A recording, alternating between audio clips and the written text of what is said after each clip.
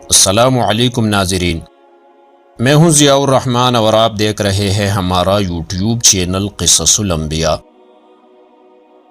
ناظرین، آج ہم مسجد اقصیٰ کی تاریخ کا وہ سفر شروع کرنے جا رہے ہیں جو حضرت آدم علیہ السلام سے شروع ہوتا ہے اور آج تک جاری ہے۔ اور ناظرین، کیا آپ کو معلوم ہے کہ مسجد اقصیٰ کی بنیاد کس نے رکھی؟ اور کیا آپ جانتے ہیں کہ مسجد اقصیٰ وہ واحد مقام ہے جہاں تمام انبیاء کرام نے ایک وقت میں ہماری پیاری نبی حضرت محمد الرسول اللہ صلی اللہ علیہ وسلم کی اقتداء میں نماز پڑھی؟ اور کیا آپ کو معلوم ہے کہ حضرت عمر بن خطاب رضی اللہ عنہ نے بغیر کسی خون ریزی کے بیت المقدس فتح کیا؟ اور کیا مسجد اقصیٰ وہی قبلہ ہے جس کی طرف رسول اللہ صلی اللہ علیہ وسلم مہینوں تک نماز پڑھتے رہے؟ اور ناظرین، کیا آپ کو معلوم ہے کہ صلیبیوں نے مسجد اقصیٰ کو استبل میں بدلا تھا؟ اور کیا آپ جانتے ہیں کہ آج مسجد اقصیٰ کے صحن پر اسرائیلی فوج کی بوٹ گونجتے ہیں؟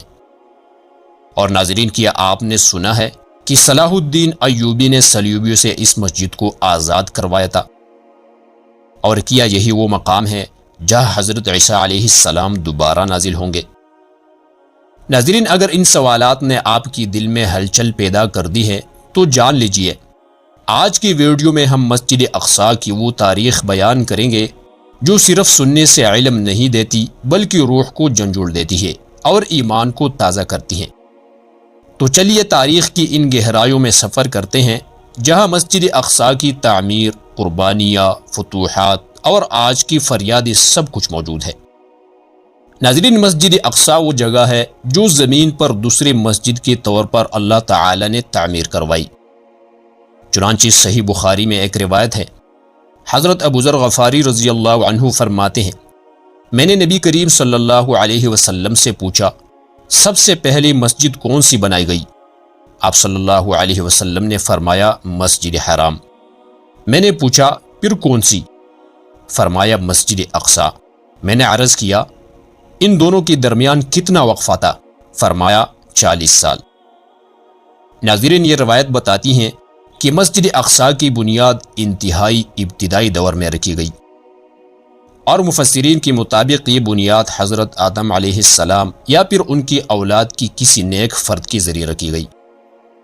ناظرین، اگرچہ مسجد اقصیٰ کی تعمیرات وقت کے ساتھ مٹی میں دب گئی لیکن اس مقام کی حرمت باقی رہی۔ طوفان نوح کے بعد جب دنیا اجڑ گئی تب کئی مقامات زیر زمین چلی گئی۔ پھر وقت آیا جب ابو الانبیاء حضرت ابراہیم علیہ السلام فلسطین کی سرزمین میں آئے۔ یہی وہ مقام ہے جہاں انہوں نے حضرت اسحاق علیہ السلام کو جنم دیا، اور پھر حضرت یعقوب علیہ السلام کی پرورش بھی اسی بابرکت زمین پر ہوئی۔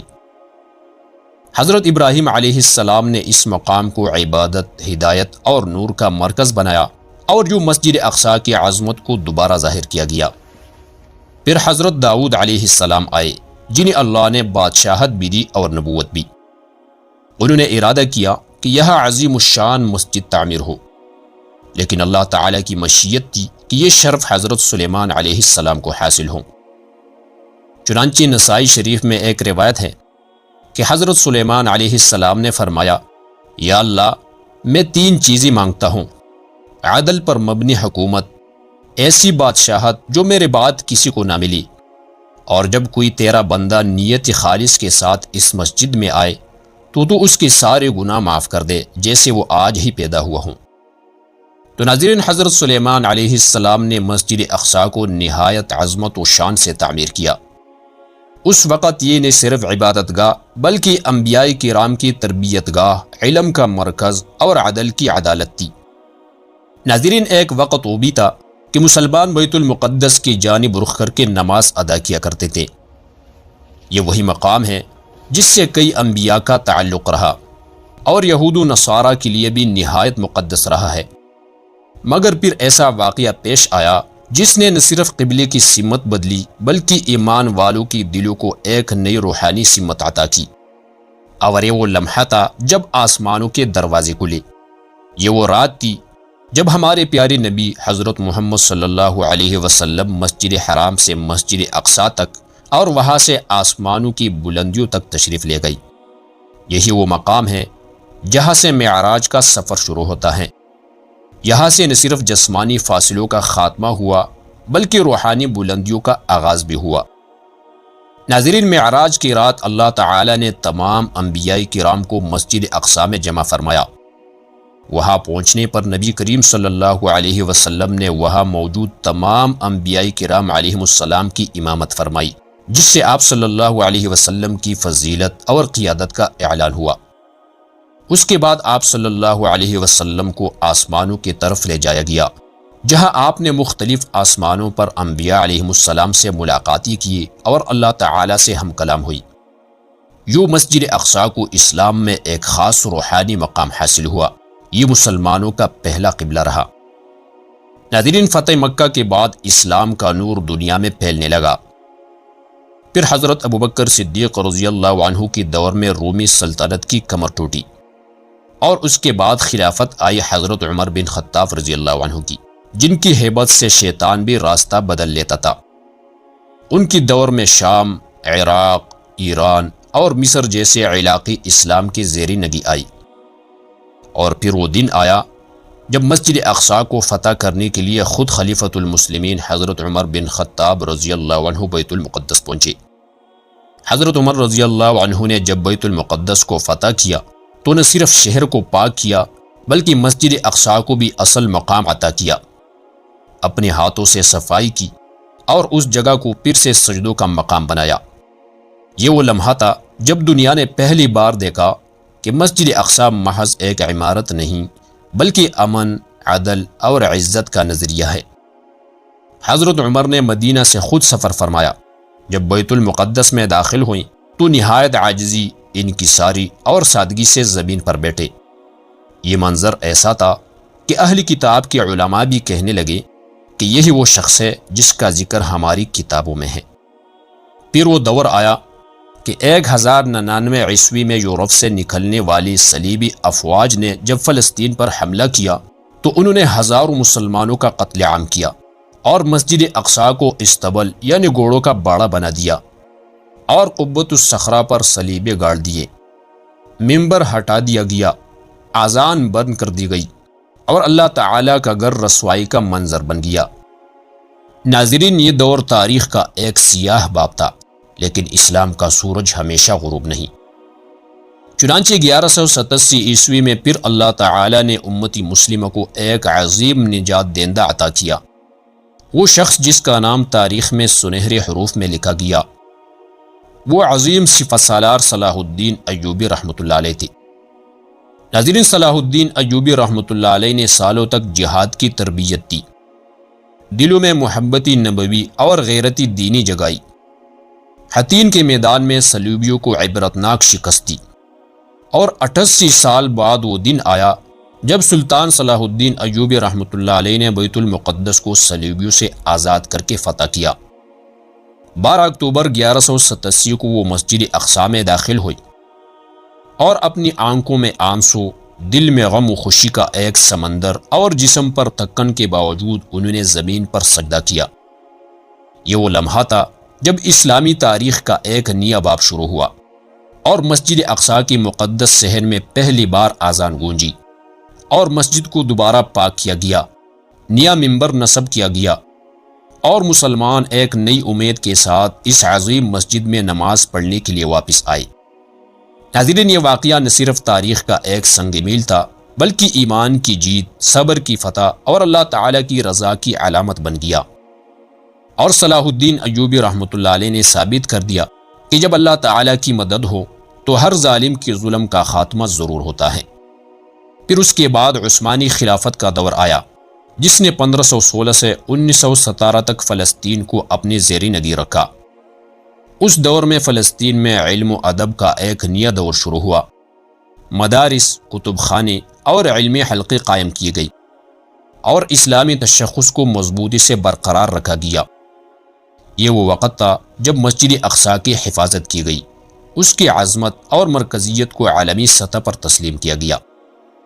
عثمانی حکمرانوں نے نہ صرف اس مقدس مقام کی نگرانی کی بلکہ فلسطین میں امن و سکون کی فضا فراہم کی، اور مسجد اقصی میں عبادت کا سلسلہ جاری رہا اور مسلمانوں کے لیے یہ ایک روحانی مرکز کی مانند تھا۔ اس دور میں فلسطین کی سرزمین اسلامی دنیا کے لیے ایک مقدس اور محفوظ جگہ تھی، لیکن جیسی ہی خلافت عثمانیہ کا خاتمہ ہوا، فلسطین پر نئے اندھیرے کا دور شروع ہوا، جس کی اثرات آج بھی ہمیں محسوس ہوتے ہیں۔ 1917 سے 1948 کے دوران پہلی جنگ عظیم میں برطانیہ نے عثمانیوں کو شکست دی، اور 1917 میں بالفور فلسطین میں یہودیوں کے لیے وطن کا اعلان کیا، اور آہستہ آہستہ زمینیں خریدی گئی اور مسلمانوں کو بے دخل کیا گیا۔